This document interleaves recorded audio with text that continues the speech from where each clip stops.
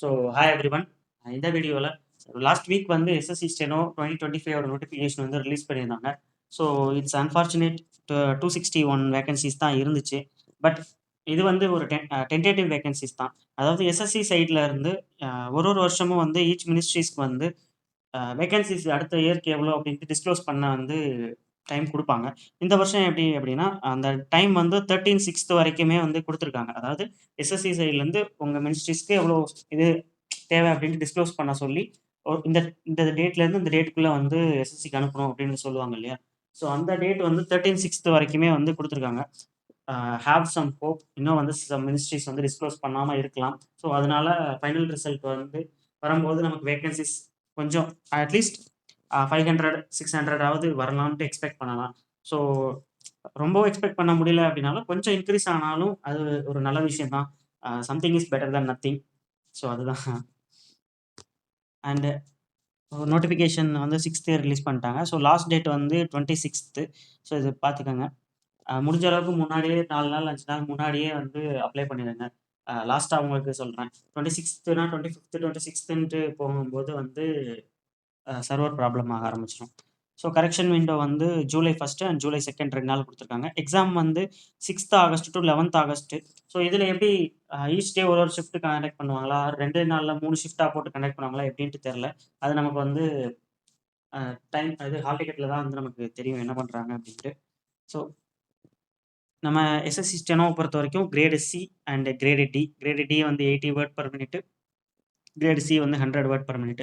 So first grade D அப்படின்றது group சியில் வரும் சென்ட்ரல் கவர்மெண்ட்டில். அண்ட் இதிலேருந்து ஒரு ப்ரொமோஷன் அடுத்த ப்ரொமோஷன் வந்து கிரேடு சி வரும். அது வந்து குரூப் பி நான் கெசட்டடில் வரும். ஸோ அந்த கிரேடு சிக்கு அப்புறம் அது வந்து ஒரு மினிஸ்ட்ரி பொறுத்தும் அடுத்தடுத்த போஸ்ட் அப்படின்றது மாறும். நம்ம ஸ்டெனோவை பொறுத்த வரைக்கும் ஃபஸ்ட்டு கிரேடு டி, கிரேடு டிலேருந்து ஃபஸ்ட்டு ப்ரொமோஷன் கிரேடு சி. அதுக்கடுத்து ஒரு மினிஸ்ட்ரிஸ் டிபார்ட்மெண்ட்டை பொறுத்து இந்த இது மாறும். ஸோ வேகன்சி நமக்கு தெரிஞ்சதான் 261 வேகன்சிஸ் இப்போதைக்கு.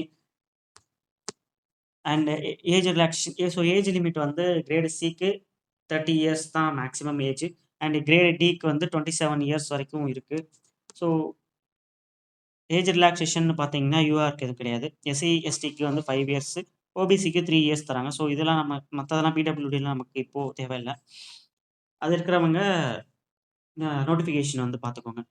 ஸோ அனதர் திங், இந்த க்ரூஷியல் டேட் அப்படின்றது நிறைய பேர் வந்து டவுட்டு இருக்குது அப்படின்னா, க்ரூஷியல் டேட்டுன்றது நம்ம last date of application submission date தான்.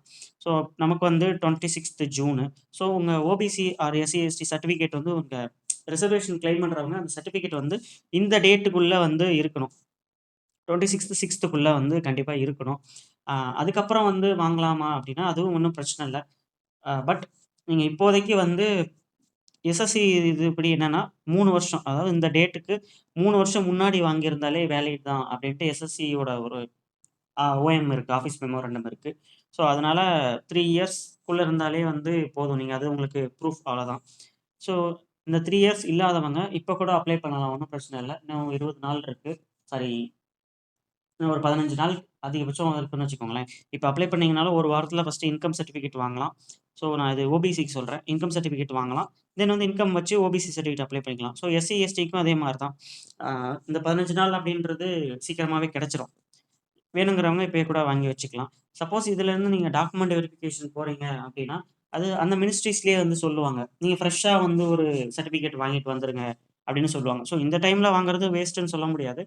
இது வந்து உங்களுக்கு ஒரு ப்ரூஃப் அப்படின்ற மாரி. நீங்க அந்த டேட் பிஃபோர் குரூஷியல் டேட்டுக்கு முன்னாடி நீங்க இந்த இதில தான் இருந்தீங்க அப்படின்றதுக்கு ஒரு ப்ரூஃபு.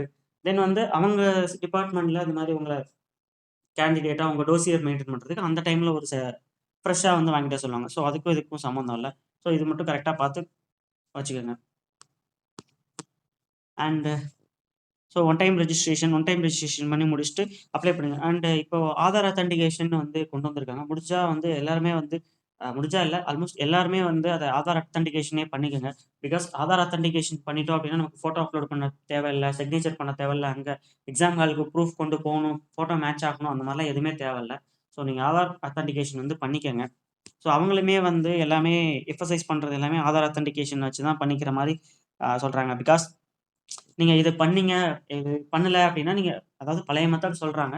பழைய இதெல்லாம் நீங்க ஃபோட்டோ அப்லோட் பண்ணணும், சைன் அப்லோட் பண்ணணும், இதெல்லாம் பண்ணணும். ஆனா, ஆதார் அத்தென்டிகேஷன் மூலியமா பண்ணீங்க அப்டின்னா, நீங்க இதெல்லாம் பண்ண தேவையில்ல அப்டின்ற மாரி திரும்ப திரும்ப அதே தான் எம்பசைஸ் பண்றாங்க. ஸோ முடிஞ்ச அளவுக்கு ஆதார் பேஸ்ட் அத்தென்டிகேஷனே வந்து பண்ணுங்க. அண்ட் அதுக்கு வந்து நம்ம எஸ்எஸ்சி சைட்ல லேப்டாப் ஆர் பிசில வந்து அப்ளிகேஷன் ஃபில் பண்ணிக்கிட்டு இருக்கீங்க அப்டின்னா, அங்க வந்து இந்த மாரி ஃபோட்டோ அப்லோட் பண்றதுக்கு பிசில வந்து கேமரா இருக்காது, வெப் கேம் இருக்காது அப்டின்னா, உங்களுக்கு ஒரு இந்த அப்ளிகேஷன் இன் பிட்வீன்லயே ஒரு கியூஆர் மாரி வருமா. கியூஆர வந்து மொபைல்ல ஸ்கேன் பண்ணி ஆப் டவுன்லோட் பண்ணி அது மூலியமா வந்து ஃபோட்டோ அப்லோட் பண்ணலாம். ஸோ ஃபோட்டோவுக்கு வந்து இன்ஸ்ட்ரக்ஷன் என்னன்னா, நம்ம முன்னாடி அப்லோட் பண்ற மாரி தான். நல்லா லைட் பேக்கிரவுண்டா இருக்கணும், ஹெட் ஸ்ட்ரெய்ட்டா இருக்கணும். தென் வந்து கேப் ஆர் மாஸ்க், ஸ்பெக்ஸ் வந்து போட்டிருக்க கூடாது. So same instruction. And one more thing, நம்ம எப்படி வந்து ஃபோட்டோ எடுத்து இந்த இதில ப்ராம்ப்ட்ல வந்து இந்த இதில அப்லோட் ஃபோட்டோ எடுத்து அப்ளிகேஷன் பண்றோமோ, அதே லுக்ல தான் வந்து நம்ம எக்ஸாமுக்கும் போகணும் அப்படின்னு சொல்லியிருக்காங்க. ஸோ அது மட்டும் கரெக்ட்டா பார்த்துக்கங்க. அண்ட் இதுக்கு அடுத்து அடுத்த வீடியோவ வந்து எப்படி வந்து அப்ளை பண்ணலாம் அப்படின்றத நான் போடுறேன். பிகாஸ் நானும் இந்த டைம் வந்து ட்ரை பண்ணலாம் தான் இருக்கேன் எக்ஸாம். ஸோ இவங்க எல்லா பையனுமே மோஸ்ட்லி வந்து ஆதார் அத்தென்டிகேஷன் இது பண்ணி தான் வந்து திரும்ப திரும்ப அதே தான் எம்பசைஸ் பண்ணிட்டு இருக்காங்க எஸ்எஸ்சி.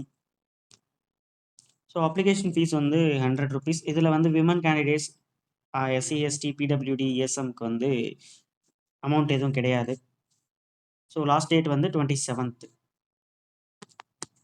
அண்ட் நம்ம எக்ஸாம் சென்டர் வந்து சதர்ன் ரீஜியன பொறுத்தவரைக்கும் புதுச்சேரி, சென்னை, கோயம்புத்தூர், மதுரை, சேலம், திருச்சி, திருநெல்வேலி, வேலூர். ஸோ இதுதான் நமக்கு இது. அது பார்த்து கரெக்ட்டா அப்ளை பண்ணிக்கங்க. ப்ரிஃபரன்ஸ்ல வந்து 3 சிட்டி கேட்பாங்க. ஸோ 3 சிட்டி கரெக்ட்டா வந்து உங்களுக்கு எது பக்கமா இருக்கோ அத வந்து குடுத்துக்கோங்க. And exam already exam over view அப்படின்ட்டு வீடியோ ஆல்ரெடி இந்த சேனல்ல போட்டிருப்பேன். ஸோ இந்த சேனல் வந்து full and full SSC steno ideas and videos தான், ரிலேட்டட் வீடியோஸ் தான் வந்து நெறைய இருக்கும். ஸோ நீங்க பழைய வீடியோஸ் எல்லாமே பார்த்தாலே உங்களுக்கு யூஸ்ஃபுல்லா இருக்கும். அதுல வந்து சிலபஸ் வந்து இந்த மெயினா வந்து நமக்கு மேத்ஸ் கிடையாது. அதனால தான் நம்ம மோஸ்ட் ஆஃப் த பேர் வந்து ஸ்டெனோ எக்ஸாம் சூஸ் பண்றதே. First reasoning 50 marks, general awareness 50 marks, English வந்து 100 மார்க்ஸு. ஸோ இதில வந்து நமக்கு தெரியும் இங்கிலீஷ் அண்ட் ஹிந்தியில தான் கொஸ்டின்ஸ் இருக்கும். அண்ட் நெகட்டிவ் மார்க் வந்து 1/4 நெகட்டிவ் மார்க் 0.25 மார்க் வந்து நெகட்டிவ் மார்க்கா இருக்க போகுது. ஸோ எக்ஸாம் எழுதுறதுக்கு 2 ஹவர்ஸ். இது எல்லாமே வந்து அப்ஜெக்டிவ் டைப் தான் இருக்கும். தென் வந்து சிபிடி செலக்ட் ஆனதுக்கப்புறம் 1:20 ஆர் 1:15 ஸோ எனிதிங் அந்த ரேஷியோல வந்து ஸ்கில் டெஸ்ட் கூப்பிடுவாங்க. ஸோ ஸ்கில் டெஸ்ட் வந்து கிரேட் டிக்கு வந்து இங்கிலீஷ் 80 வேர்ட் பெர் மினிட் இருக்கும். அது வந்து நமக்கு டிரான்ஸ்கிரிப்ஷன் லேப்டாப்ல பிசியில வந்து பண்றதுக்கு 15 மினிட்ஸ் தருவாங்க. அதே மாரி கிரேட் சி இங்கிலீஷ்க்கு வந்து 100 வேர்ட் பெர் மினிட். அத வந்து டிரான்ஸ்கிரைப் பண்றதுக்கு 40 மினிட்ஸ் தருவாங்க. ஸோ இது வந்து இந்த டைம் ஸ்கில் டெஸ்ட் மாரி வந்து நெறைய மாடல் டெஸ்ட்லாம் வந்து இந்த சேனல்லயே போட்டிருக்கோம். ஸோ அதுவுமே வந்து யூஸ் பண்ணி பார்த்துக்கோங்க. அண்ட் அ ஹிந்தி ஸ்டெனோகிராஃபி ஐ மீன் இங்கிலீஷ்ல வந்து ஆப்ட் பண்ணி, பாஸ் பண்ணி டிபார்ட்மெண்ட்ல செலக்ட் ஆகுறவங்க, ப்ராபேஷன் பீரியட் முடியறதுக்குள்ள ஹிந்தியும் கத்துக்கணும். ஹிந்தி ஸ்டெனோவும் கத்துக்கணும். அதே மாரி ஹிந்தி ஸ்டெனோல வந்து டிபார்ட்மெண்ட் உள்ள வர்றவங்க 2 வருஷம் ப்ராபேஷன் முடியறதுக்குள்ள இங்கிலீஷ் ஸ்டெனோவும் கத்துக்கணும். ஸோ இது ஒரு மெயின் பாயிண்ட். இத ஞாபகம் வச்சுக்கோங்க. அண்ட் இது ஒரு இப்போ புதுசா என்ன பண்ணியிருக்காங்க அப்படின்னா, இதுக்கு முன்னாடி ஆல்ரெடி ஜாப்ல இருக்கிறவங்க அந்த மாரி எக்ஸாம் எழுதுறாங்க. ஸோ அவங்க வந்து லெட்ஸ் சே 160 மார்க் எடுத்திருக்காங்க அப்படின்னா, அவங்க வந்து ஒரு இப்போ டிஎன்ல இருக்காங்க. டெல்லிக்கு வந்து போகணும் அப்படின்ட்டு நெனச்சு எழுதுறாங்க. பட் வந்து டெல்லி எல்லாமே பாஸ் பண்ணி, எல்லாம் பண்ணி கடைசியில டெல்லி கிடைக்கல. மறுபடியும் வேற ஏதோ ஒரு சவுத் இந்தியாவே கிடைச்சிருச்சு அப்படின்னா, அவங்க வந்து அந்த மறுபடியும் இப்ப தமிழ்நாட்டுல இருக்காங்கன்னா, தமிழ்நாட்டிலேயே ஓரளவுக்கு செட் ஆயிருக்கும். மறுபடியும் தமிழ்நாட்டுல இன்னொரு சிட்டி அப்படிங்கும்போது ஏன் வந்து அங்க போணும்? மறுபடியும் ஷிஃப்ட் ஆயிட்டு. எப்படி இருந்தாலும் தமிழ்நாட்டுல தான் இருக்க போறோம். அப்படின்ட்டு இருக்கிற இடத்திலேயே இருந்துட்டா, அந்த இத வந்து விட்டுருவாங்க. ஸோ அந்த மாரி இதுல வந்து வெயிட்டிங் லிஸ்ட் அப்படின்ற ஒரு விஷயம் இதுக்கு முன்னாடி இல்ல. பட் எஸ்எஸ்சி வந்து இப்போ அந்த வெயிட்டிங் லிஸ்ட் அப்படின்றத வந்து கன்சிடர் பண்ணியிருக்காங்க. அது வந்து போர்ட் அப்ரூவலுக்காக அது மாரி வெயிட் பண்ற மாரி வந்து சொல்லியிருக்காங்க. ஸோ இது இந்த மாரி வந்துச்சு அப்படின்னா, வெயிட்டிங் லிஸ்ட் வந்துச்சு அப்படின்னா, அந்த மாரி எக்ஸாம் எழுதி கிடைக்காதவங்க வேணான்ட்டு போகும்போது, அது அடுத்தவங்க லிஸ்ட்ல அடுத்த இன்னொருத்தருக்கு வந்து போகும். அது வந்து ஆக்சுவலி ஒரு good thing. So that's all இந்த வீடியோ. அ எஸ்எஸ்சி இது வந்து இந்த எக்ஸாம் வந்து எப்படி அப்ளை பண்றது அப்படின்ட்டு. ஸோ பிகினர்ஸுமே நெறைய பேர் இருப்பீங்க. ஸோ ஃப்ரம் ஓடிஆர் அதாவது ஒன் டைம் ரிஜிஸ்ட்ரேஷன்லேருந்து அப்ளை பண்ணி இந்த எக்ஸாமுக்கு எப்படி அப்ளை பண்ணலாம் அப்படின்ற வரைக்கும் நான் நெக்ஸ்ட் வீடியோல வந்து போடுறேன். So that's all.